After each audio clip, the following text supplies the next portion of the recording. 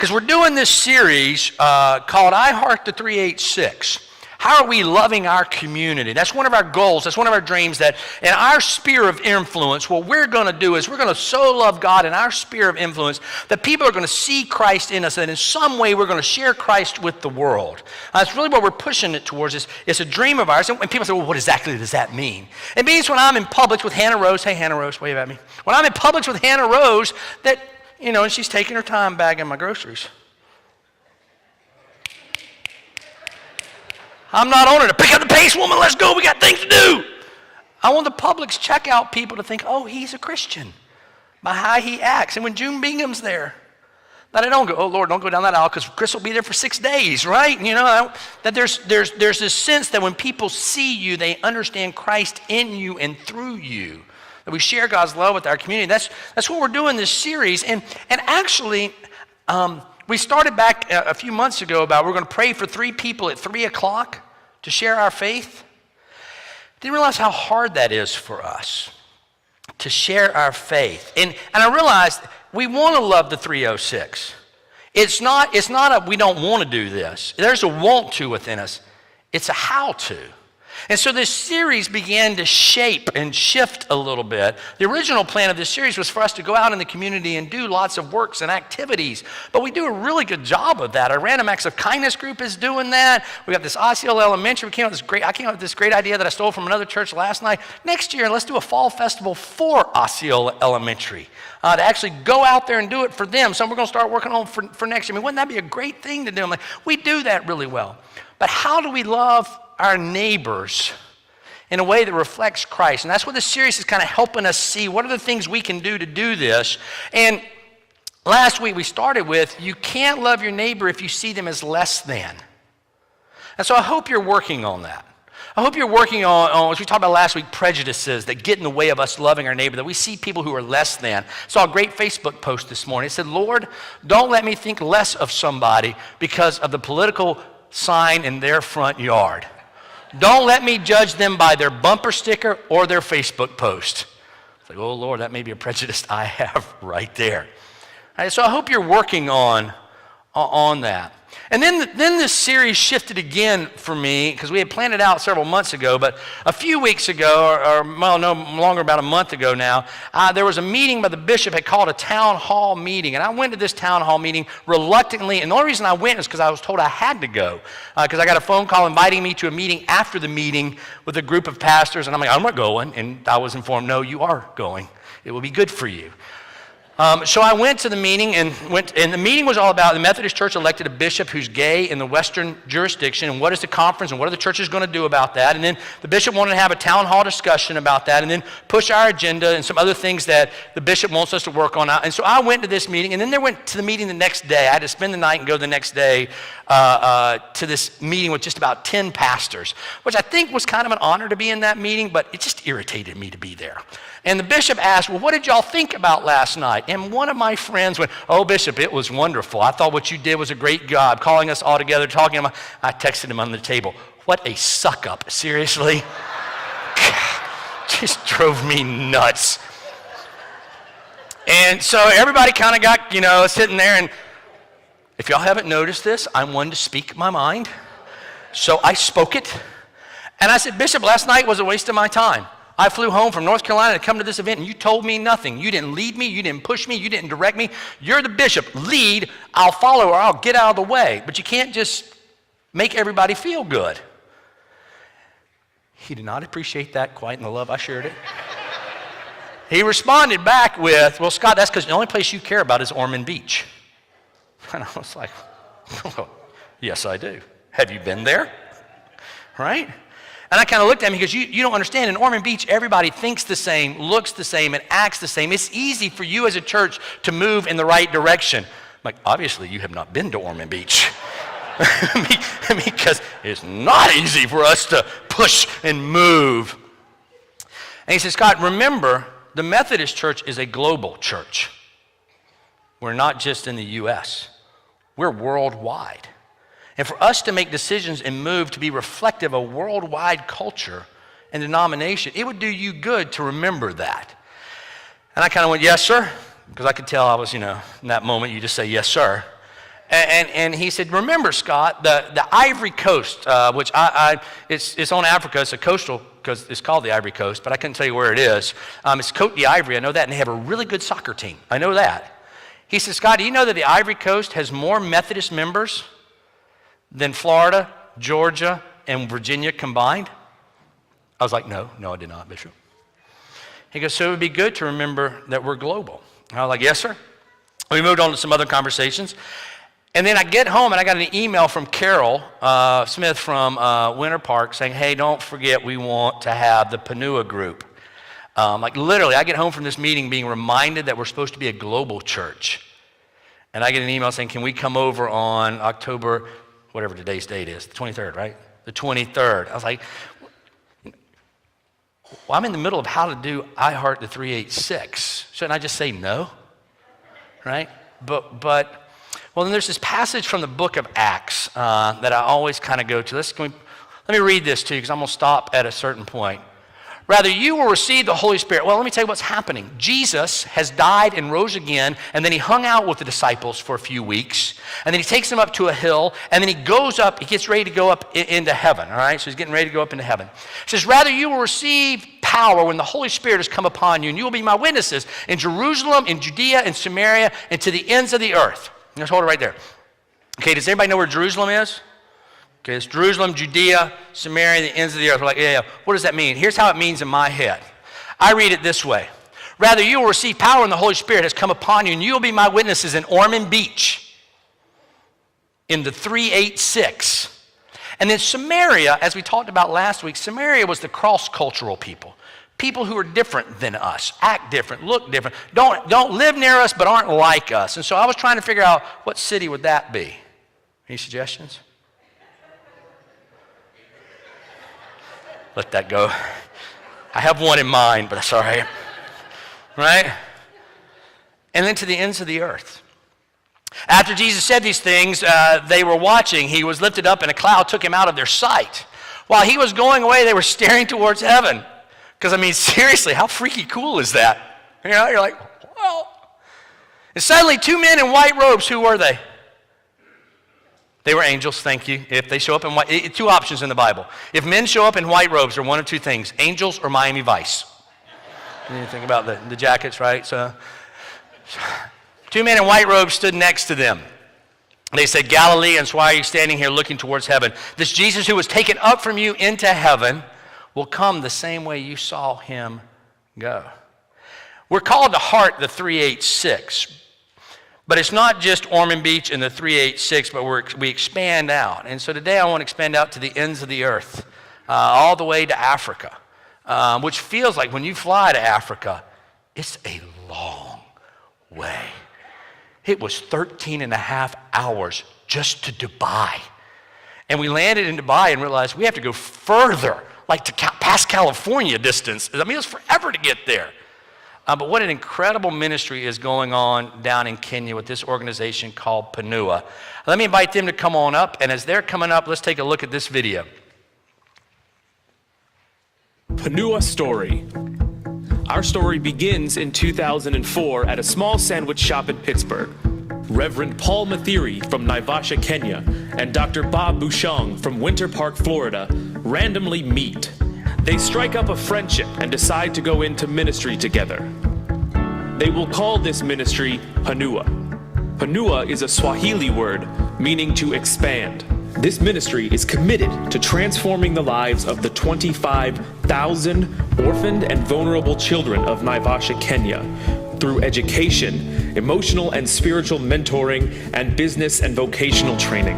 In 2010, our program begins with 84 youth and 6 mentors. 3 years later, over 90% of those youth will graduate from the Panua program. In 2014, we start again. Currently, we have 166 in the program. As of 2015, over 1,000 children have been impacted. Panua is a hand-up organization, not a hand-out organization. We need your prayers and your support. This is Panua. This is hope. And this is the Panua team. In Kenya, one of the things I learned is they always said this to me. They said, welcome, feel at home. Most welcome, feel at home here. And so we wanted to say to them, welcome, feel at home. And then we do this, introductions. And so instead of me introducing them, I'm going to let themselves introduce themselves as to who they are. Like, you know, it'd be like this, your name and where you're from and what you do and all that kind of good stuff. Hook me up. All right, I'm Larry Brown. I'm not obviously part of the team. I'm the board member. I'm a lay member of our First United Methodist Church in Winter Park. I've been part of this program since the beginning. I've had the opportunity to go to Kenya 4 times, once with him. There wasn't as much joy in that as I was expecting. Well, after it was him and a couple of his covenant partners, and you've heard about herding cats.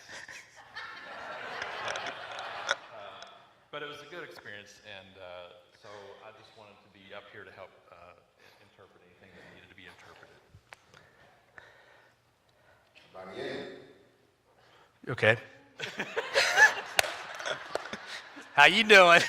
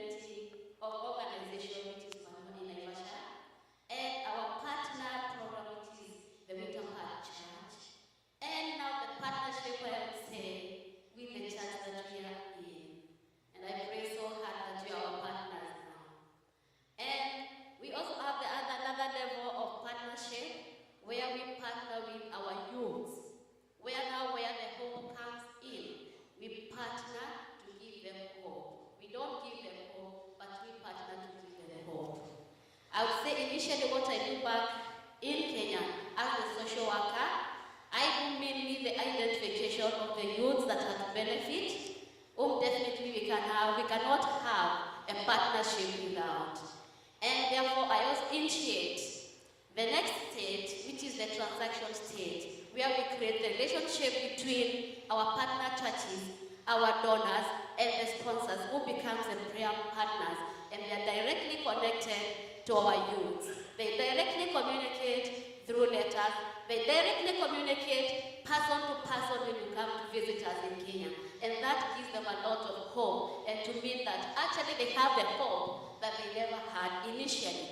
And then we follow the next, that is the transformation stage, where when you put your material help to move them to the next level, they become totally transformed youths. Thank you. Hi everyone. My name is Patrick Gonga. I'm the business program manager of Panua. I joined the program back in 2013, and I can confess here that I have seen real empowerment. Panua is a social economic empowerment program that ensures that everyone feels he or she has equal opportunity to change their lives and live better than they have been living. So my main goal is to ensure they are economically empowered. As Florence ensures they are socially empowered. And through this, we ensure we are able to provide what we call vocational training. And through vocational training, we have seen them change their life, and they are able to support their families, and they are also able to live a happy life. Thank you. Happy family.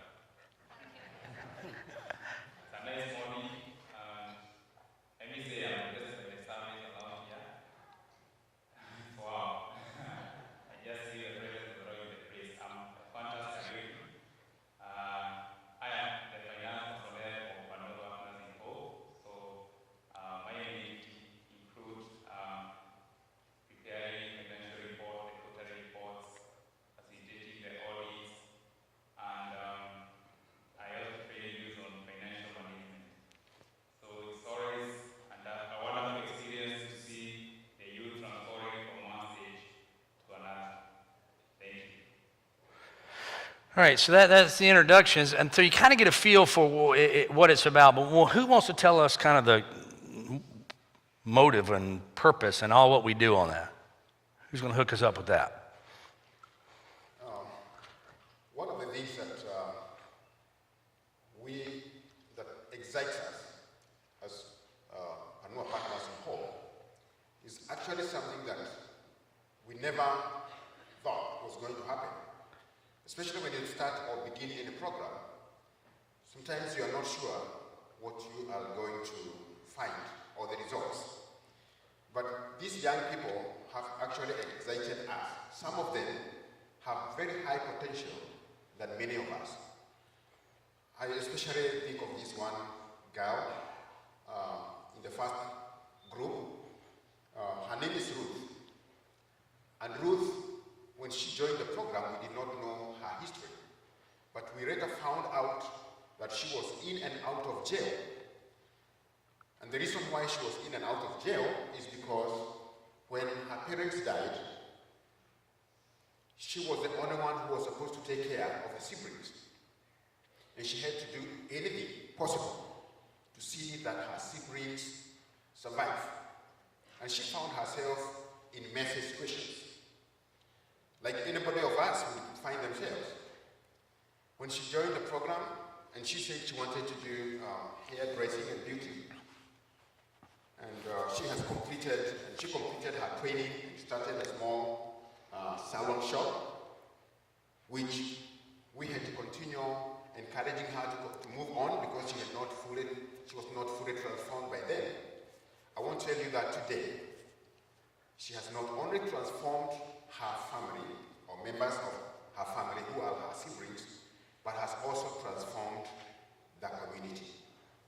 And we have realized that we are not only transforming the youth, but we are also transforming the community.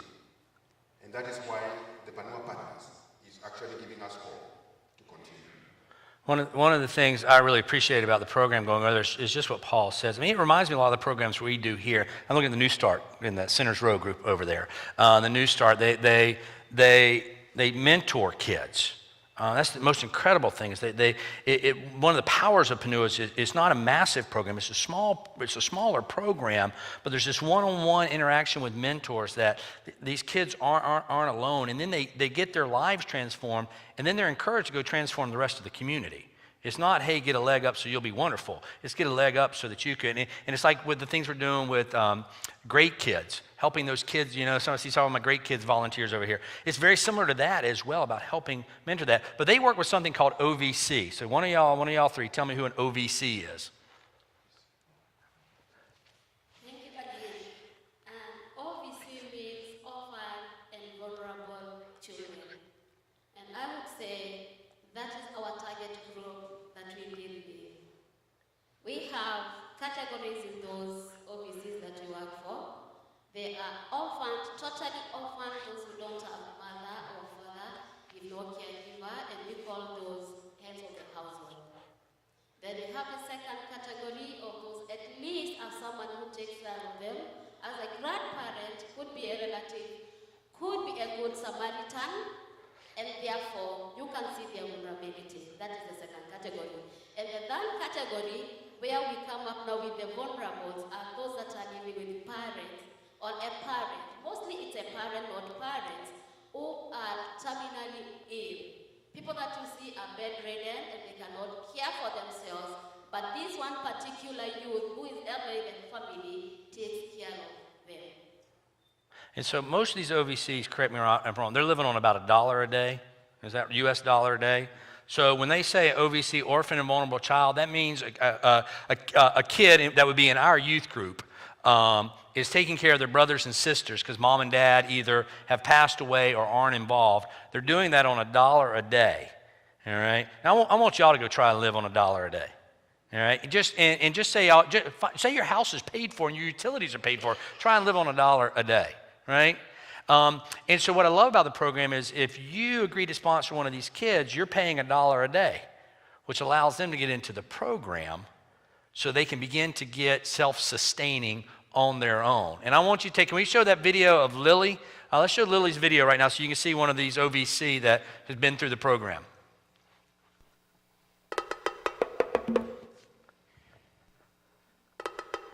Before Panua, by then I was working, but I was getting a little money, of which I cannot divide it through giving my siblings education and food too.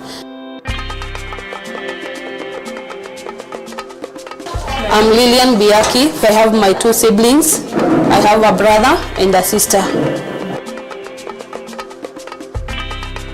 When I joined the Panua, they gave me the skills. After the skills, they took me to the school, of which I did my career in hospitality, whereby I managed to complete my hospitality and I got job. I have a cafe. I sell foods. I do cook and sell foods to customers, communities. After a job I did for like 6 months, and I told the Panua now I'm okay, I want to open up my business, by which they give me the startup kits and I started my business. When I saw my business picking up, is whereby I employed 3 ladies, of which they are there up to date, and I'm paying them daily. I feel happy, I feel good when I see I'm doing something which sustain me, and it is through Panua, their support and the training they're giving me through education of business management. That's why you see my business is going up. I'm seeing my future bright, and I want to expand my business so that I can grow big. I drive a big car. Me too, I want to come there to Winter Park and see you. Yeah, those are my future plans. I'm Lilian, and this is my Panua story.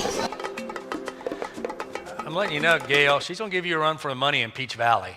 Because I ate at Lily's Cafe. They told me not to eat over in Kenya outside because of some water stuff, but she was cooking greens. I'm a Southern boy. You eat the greens, right? And she had, was it ugali? Ugali. So, I mean, basically the way I word it is greens and cornbread. Needs a little more pork, but I love this.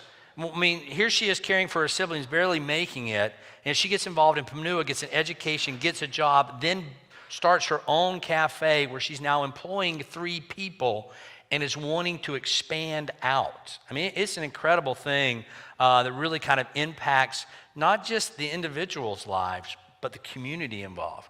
All right, the 2 guys on the end have been quiet. What y'all want to say about it?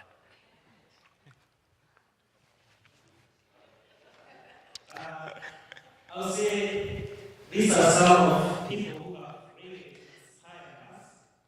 Thinking to inspire them, but also inspire us because I'll say Lilian, when she joined the program, she was a bit desperate and she was not sure where to start. She has 1 elder sibling and some 2 young ones, but the other sibling seems, the people will say, I don't care, I don't like, provided I care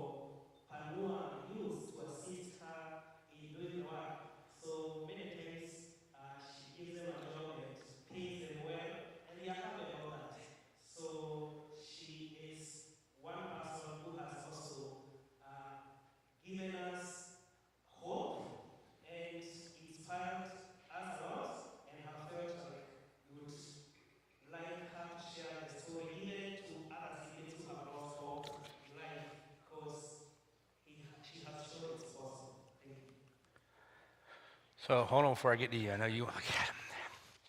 One of the things I really do appreciate about the program is, now correct me if I'm, y'all know this, correct me if I'm wrong, that you work with the local leaders, the elders in the community, right?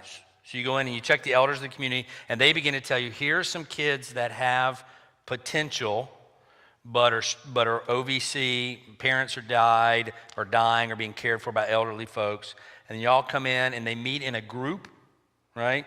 There's a group they meet with. The Cara Gita's one of them. Sanctuary is one of them. They meet in these groups, 20 to 25. Yeah. Is that about right? Yeah, we're shooting 20. Shooting for 20, a small group, and there's a mentor there that mentors them. They have to have a group project that raises money. Then they have their individual projects that do things. When you partner with Panua, what you're doing is you're providing the money so that kid has funding to be able to be part of the group, because you can't just say, hey, I'm not going to work. Because if you don't work, you don't, okay, y'all don't eat, all right? And so they don't eat, so that's what it is. So I mean, that's what I really like about this program, and it's really, the beautiful thing is it's very hands-on with mentoring and stuff. So, all right, tell us what happens when a church joins in and what we need to know. You need a mic. Yeah, what I was going to say was talk about, they've been talking about the change that is affected there. It changes us. You will sign up for a person, and you will exchange letters back and forth over the course of 3 years. You become emotionally attached. You understand them. You see pictures. And one thing we did when we were there together with Scott was we got to deliver the letters that were written from us. And the kids just love to get those letters. It's amazing, the connection between you and them. And so it's a transformative thing here as well as there. And then when they put them in groups, it's not like, they don't have a chance to play soccer, Little League. There's a lot of times they don't have class parties, so they're just now getting around people and hearing the other guy's story that they didn't know was just like theirs. So they bond together in these groups. And even after the graduations, a lot of the groups will stay together and continue supporting each other, working together. And the transformation is just unbelievable. I was there for the beginning of the last group and saw them, and they couldn't look you in the eye. They couldn't speak up. You could just tell they're amazingly desolate. And 3 years later, it's like they don't even know, they think they're the same people. They can talk.